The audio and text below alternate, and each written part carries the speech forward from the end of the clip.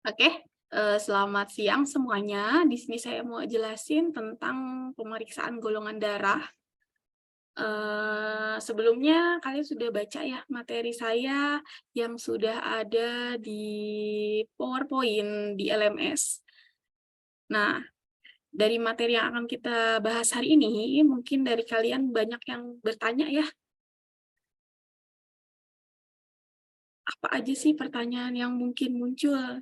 Nah, mungkin dari kalian ada yang bertanya, mengapa kita memiliki golongan darah?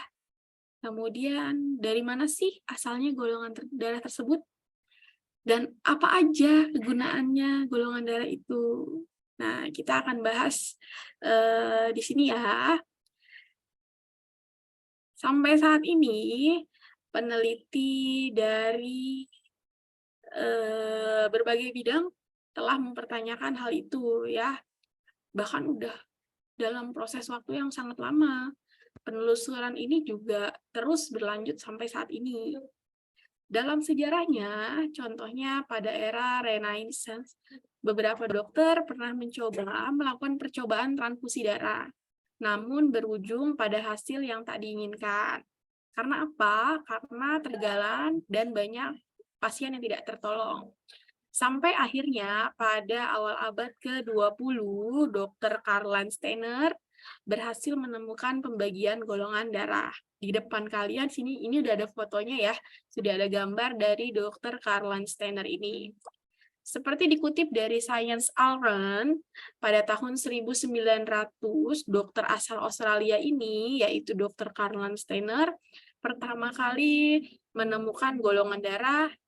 Dari penemuan-penemuan itu, beliau juga sudah memenangkan hadiah Nobel dalam kategori fisiologi atau kedokteran di tahun 1930. Dokter Karl Steiner ini juga membagi golongan darah menjadi 3 pada saat itu, yaitu golongan darah A, B, dan C, yang saat ini golongan darah C berubah menjadi golongan darah O. Selain itu juga, beliau juga menemukan golongan darah AB.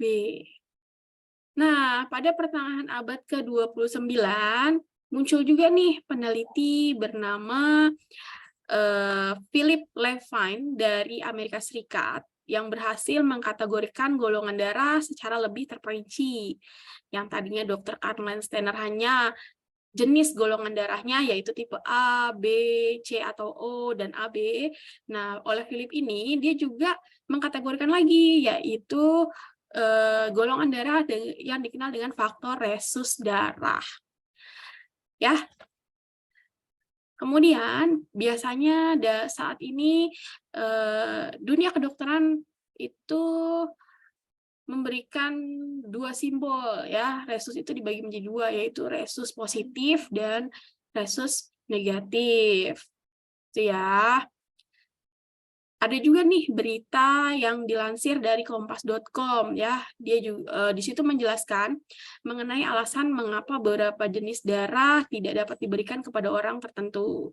Menurut kompas.com juga sebenarnya ada banyak nih jenis darah yang berbeda. Seperti dilansir Perhimpunan Transfusi Darah Internasional, di situ menyebutkan ada 35 sistem golongan darah di dunia. Kalian bisa buka gadget kalian ya untuk mencari tahu apa benar ada 35 sistem penggolongan darah. Nah, tapi saat ini hanya 2 sistem golongan darah saja yang digunakan, yaitu sistem golongan darah ABO dan resus. Sekarang kita bahas satu-satu ya, untuk golongan darah sistem ABO terlebih dahulu. Nah, kemudian baru setelah itu golongan darah sistem resus. Kita mulai dengan sistem golongan darah ABO.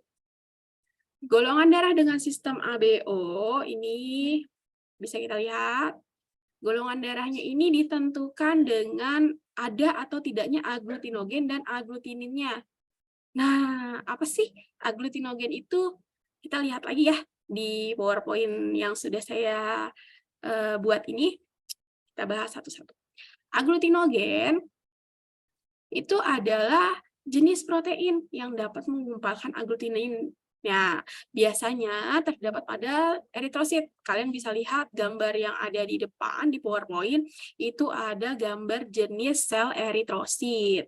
Grup A, grup B, grup AB, dan grup O. Kemudian ada benda asing, putih-putih yang menempel di atas eritrosit tersebut. Itulah yang disebut dengan antigen.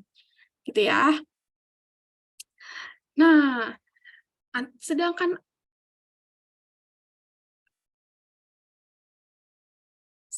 aglutinin adalah apa? Aglutinin adalah jenis serum atau antibodi. Nah, kalau tadi aglutinogen itu antigen, aglutinin ini antibodinya. Dia dapat mengumpulkan aglutinogen dan terdapat hanya pada plasma. Ya, terdapatnya pada plasma. Kalian bisa lihat gambar di depan itu ceritanya ada lingkaran dan kotak-kotak memanjang ya. Nah, kotak-kotak memanjang itu kita anggap sebagai antigen karena dia melekat pada permukaan dari serum ya. Nah, yang bulat itu sih serum gitu ya. Kemudian yang kotak-kotak panjang berwarna biru, ungu dan merah itu adalah yang berwarna ungu itu adalah antibodi. Kalian bisa lihat itu ya. Kita lanjut untuk menyimak tabel aglutinogen dan aglutinin golongan darah berikut. Oke, untuk golongan darah A, di situ kalian bisa lihat ya, golongan darah A itu memiliki aglutinin beta dan aglutinogen A. Ya, jadi orang dengan golongan darah A memiliki antigen A dan pada sel darah antigen A pada sel darah merahnya. Selain itu, orang dengan golongan darah A juga menghasilkan antibodi untuk melawan sel darah merah dengan antigen B. Ya. Jadi aglutinogen itu adalah apa coba? Bisa dilihat lagi ya. Saya ulangi kembali ya. Orang dengan golongan darah A memiliki antigen A pada sel darah merahnya dan menghasilkan antibodi B untuk melawan sel darah merahnya. Kemudian, golongan darah B memiliki antigen A pada sel darah merah dan menghasilkan antibodi A untuk melawan sel darah merah dengan antigen A. Itu ya. Jadi dari tabel bisa lihat, golongan darah B memiliki aglutinin alfa dan aglutinogen B. Sedangkan golongan darah AB, dia tidak memiliki aglutinin atau antibodi, tapi memiliki antigen A dan B. Gitu ya. Kemudian golongan darah O. Golongan darah O ini memiliki antigen A dan B pada sel darah merah, namun tidak memiliki antibodi A dan B pada sel darah merahnya. Begitu ya. Selain klasifikasi golongan darah A, B, O, darah juga dapat diklasifikasikan kembali berdasarkan faktor resus yang dimiliki. Faktor resusnya yaitu adalah antigen ya, atau protein yang ada di permukaan sel darah merah. Nah, pembagian faktor resusnya ini ada dua. Apa saja? Kita lihat.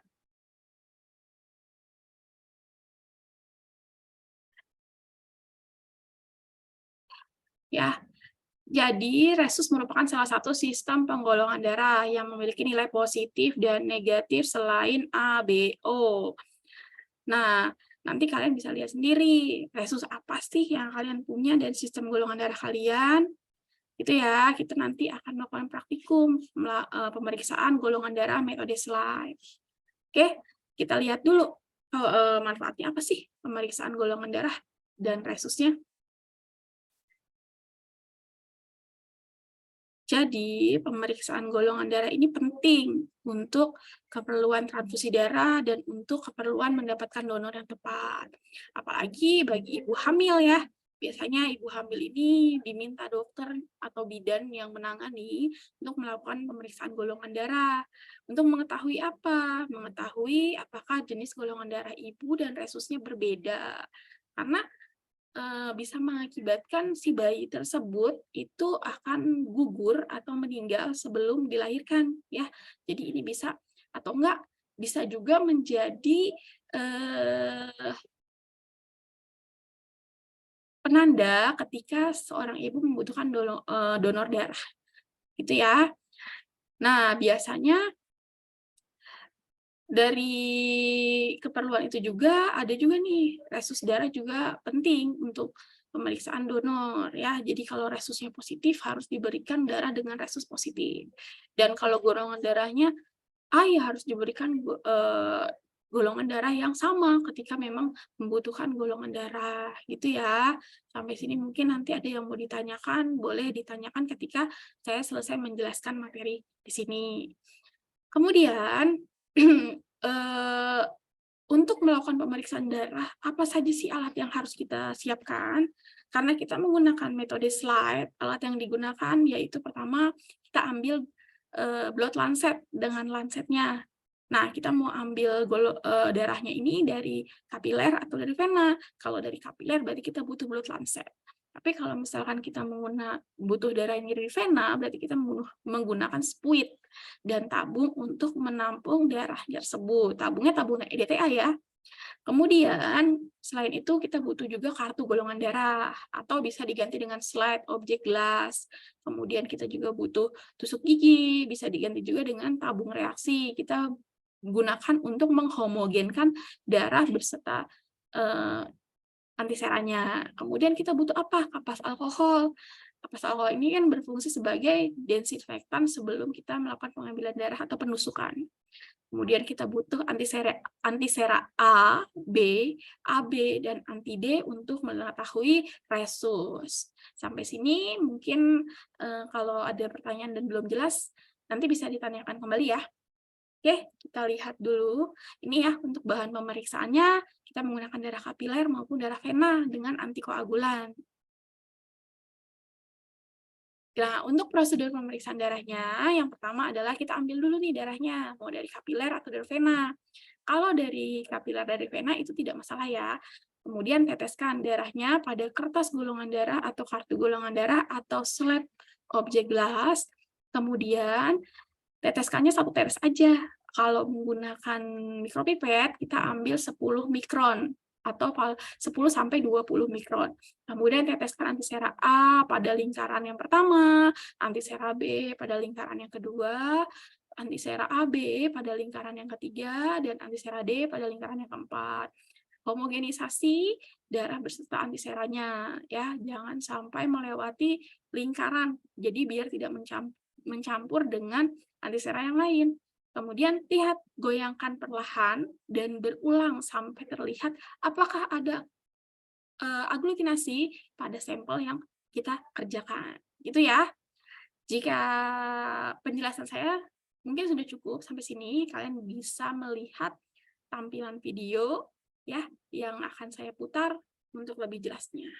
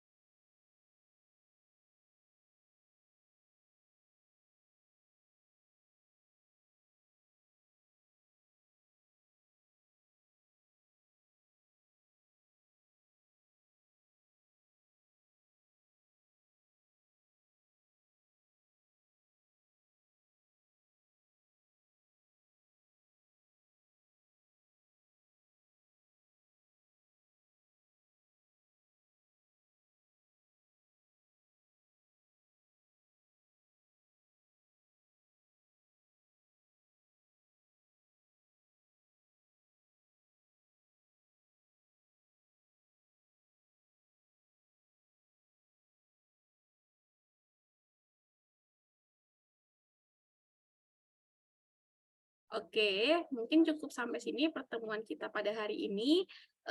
Nanti kita lanjutkan kembali. Wabillahi taufiq wal hidayah. Wassalamualaikum warahmatullahi wabarakatuh. Selamat siang.